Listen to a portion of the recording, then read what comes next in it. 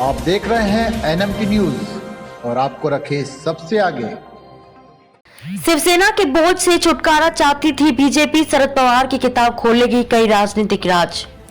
NCP प्रमुख शरद पवार की किताब लोक माझी सांगाती का विमोचन मंगलवार 2 मई को सुबह 11 बजे यशवंतराव चव्हाण ऑडिटोरियम में हो रहा है।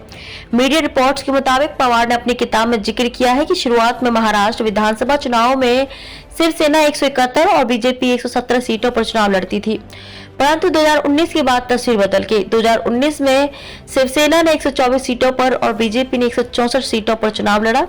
बीजेपी खुद के बल बहुमत पाने और शिवसेना का बोझ उतार फेंकने के अति आत्मविश्वास से लवरेज थी।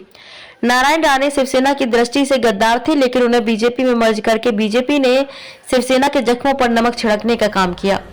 पवार ने अपनी किताब में यह भी लिखा कि 2019 में राज्य विधानसभा की 50 सीटों पर बागियों ने चुनौती थी। इनमें से ज्यादातर बागी बीजेपी नेताओं की सह पर और पार्टी के आशीर्वाद से बागी के रूप में चुनाव मैदान में थे। मोदी शाह से शिवसेना को थी अपेक्षा।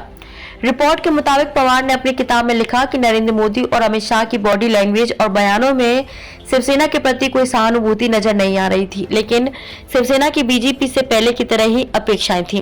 बीजेपी और शिवसेना के बीच जब भी संवाद की जरूरत होती थी तब बीजेपी का शीर्ष नेतृत्व मातोश्री बाला साहेब ठाकरे के घर पर आकर उनसे बातचीत करता था, परंतु बदलते वक्त के साथ उद्धव ठाकरे और उनकी शिवसेना की अब भी यही अपेक्षा थी कि बीजेपी के नेता मातोश्री आकर चर्चा करें। बीजेपी को सब पता था।